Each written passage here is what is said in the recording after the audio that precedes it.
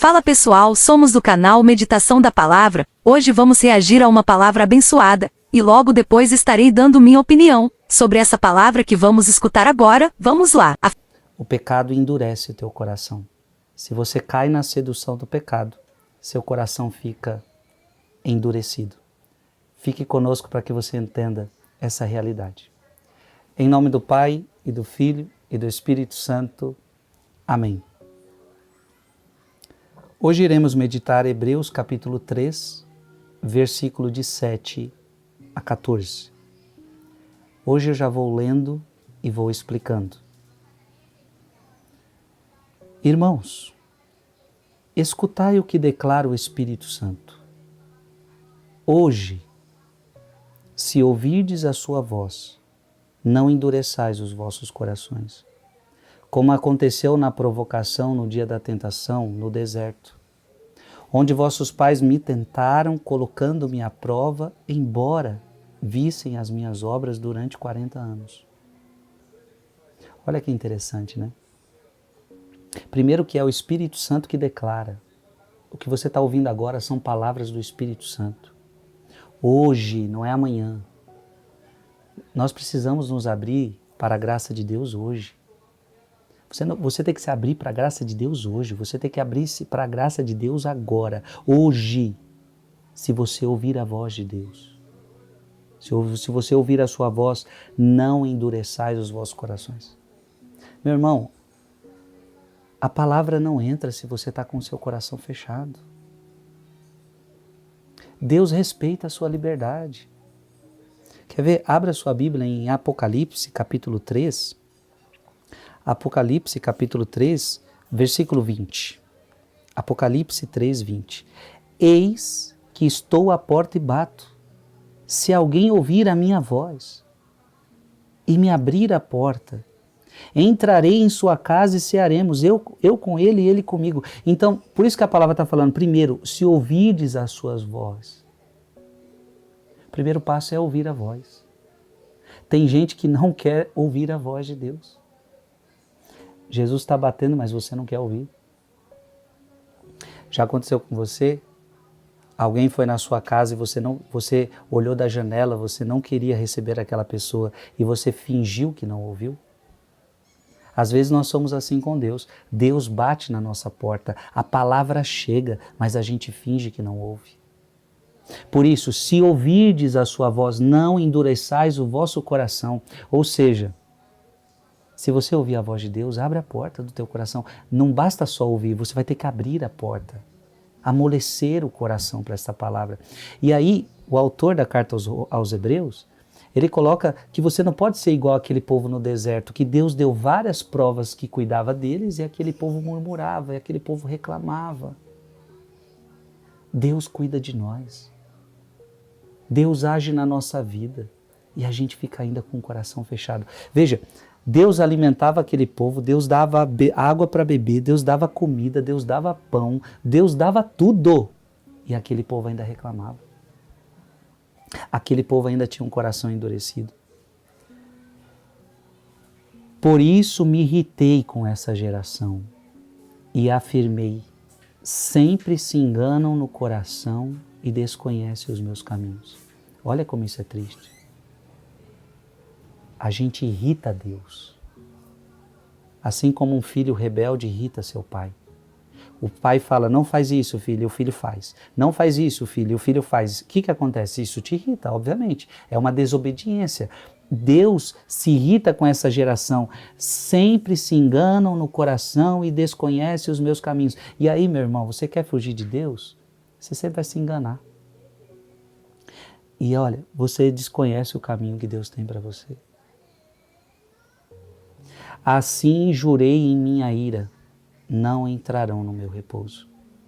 E aqui tem uma coisa grave. Quando você não quer viver com Deus, não tem como você desfrutar do prêmio de Deus. Aquele que quer viver no pecado merece castigo. Aquele que vive os caminhos de Deus merece o repouso. E para nós, esse repouso é mais do que uma terra prometida nesta terra, é um repouso no céu. Você sabe disso, é um repouso no céu, é um repouso em Deus. Então que isso não seja aplicado a nós. E por que você não vai entrar no meu repouso? Porque você fechou o coração, porque você não ouviu a voz de Deus. Versículo 12.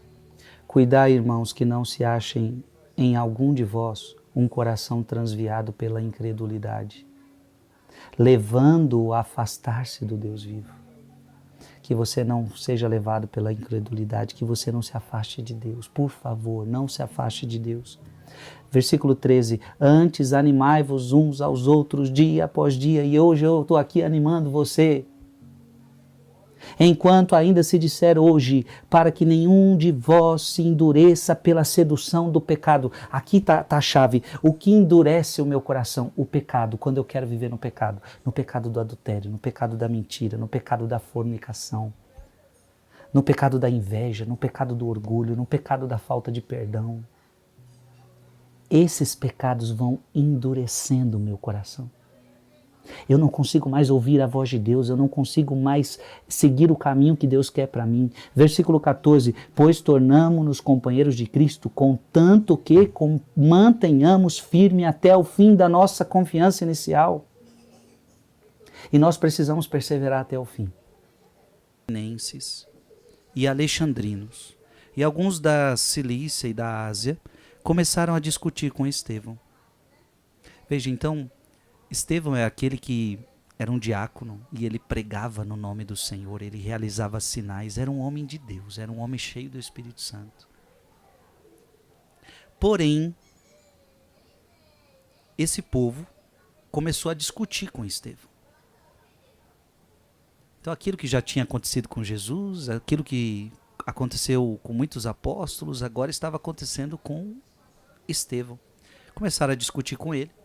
Versículo 10, porém não conseguiram resistir à sabedoria e ao espírito com que ele falava. Jesus tinha prometido isso, que todos os seus seguidores seriam assistidos pelo Espírito Santo. Ao ouvir essas palavras, eles ficaram enfurecidos e rangeram os dentes contra Estevão. Gente, olha essa palavra. Eles estavam enfurecidos, rangeram os dentes. Estevão, cheio do Espírito Santo, olhou para o céu e viu a glória de Deus e Jesus de pé à direita de Deus.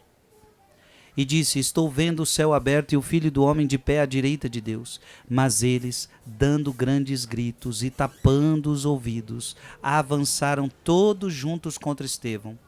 Arrastaram-no para fora da cidade e começaram a apedrejá-lo. Um homem cheio do Espírito Santo. Um homem cheio da sabedoria do alto. Mas o mundo não quer saber dessa sabedoria. Esses homens estão com ódio no coração. Esses homens estão com o espírito de Satanás, que tem ódio da palavra, que tem ódio da verdade. Começaram a apedrejá-lo. As testemunhas deixaram suas vestes aos pés de um jovem chamado Saulo. E aqui Saulo ainda era um homem não convertido, que não tinha encontrado Cristo. Saulo, ele assiste tudo isso. Enquanto o apedrejavam, Estevão clamou dizendo, Senhor Jesus, acolhe o meu espírito. Estevão tem uma palavra do Senhor. Estevão tem uma morte semelhante à de Cristo.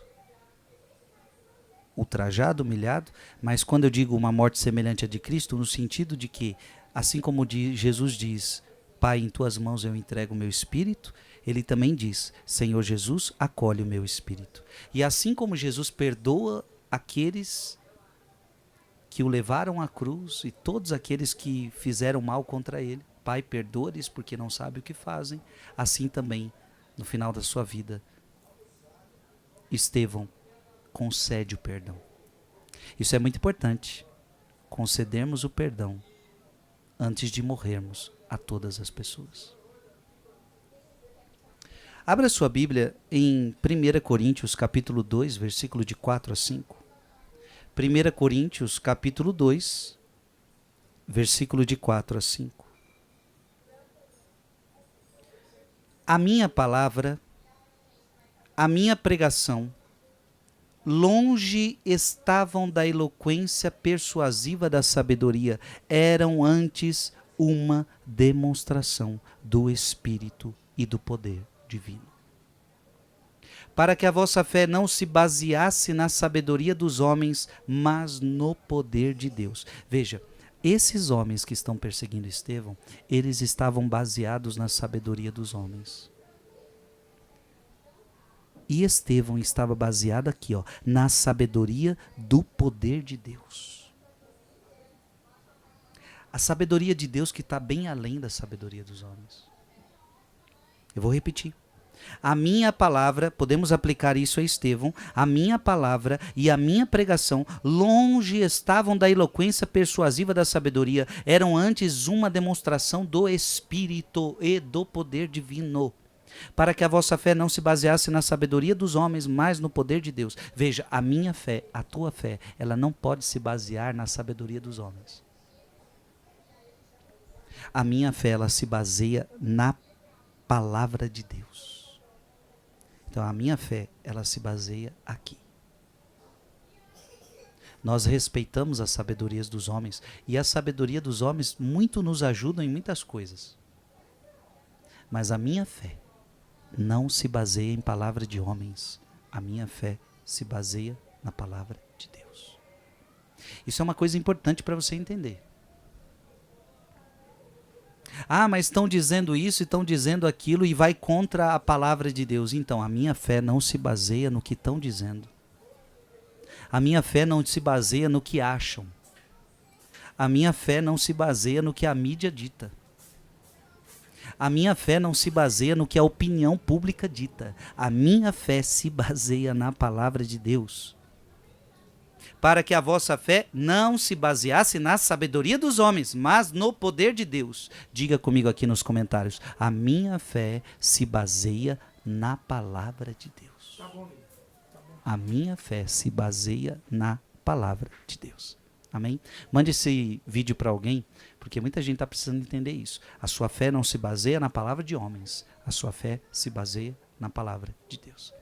Que Deus te abençoe. A fé que se baseia na palavra de Deus é um pilar essencial para aqueles que desejam viver em comunhão com o Senhor. Ela não é apenas uma crença abstrata, mas uma prática diária de confiança, obediência e busca pela verdade que se revela nas Escrituras. A palavra de Deus é viva e eficaz, capaz de transformar vidas, renovar mentes e fortalecer corações. É nela que encontramos direção, consolo e a base para resistir às tentações que nos cercam. O pecado, por sua vez, age de forma sutil e sedutora. Ele se apresenta como algo atrativo, oferecendo prazeres momentâneos e falsas promessas de felicidade. Contudo, o pecado tem um poder corrosivo, ele endurece o coração, nos afastando de Deus e tornando-nos insensíveis à sua voz. Esse endurecimento é perigoso, pois, aos poucos, nos leva a justificar atitudes erradas, a ignorar os avisos do Espírito Santo e a nos distanciarmos da verdade. A palavra de Deus, porém, é a nossa defesa contra essa sedução. Ela age como uma lâmpada que ilumina o caminho, mostrando o perigo oculto nas ofertas do pecado. Quando nos dedicamos à leitura, à meditação e à prática das Escrituras, nosso coração é fortalecido e moldado para discernir o que é bom, agradável e perfeito aos olhos de Deus. É por meio dela que aprendemos a viver uma vida de santidade, resistindo ao engano e nos submetendo à vontade divina. Além disso, a palavra tem o poder de nos restaurar quando falhamos. Mesmo que o pecado tente nos endurecer, Deus, em sua infinita graça, nos chama ao arrependimento. Ele usa sua palavra para quebrantar corações endurecidos, renovar a esperança e nos trazer de volta ao caminho correto. Essa restauração é possível porque a fé verdadeira não se baseia em nossos méritos, mas na fidelidade de Deus e na obra redentora de Cristo. Portanto, é indispensável que cultivemos um relacionamento constante e profundo com a palavra de Deus. Precisamos estar atentos, vigilantes e comprometidos em vivê-la diariamente, pois ela não apenas nos protege contra o endurecimento espiritual, mas também nos capacita a crescer em graça, amor e fé. Não permita que o pecado encontre espaço para seduzir e endurecer o seu coração. Fortaleça-se na palavra, pois ela é a fonte de vida, a âncora da fé e a luz que nos guia até Deus.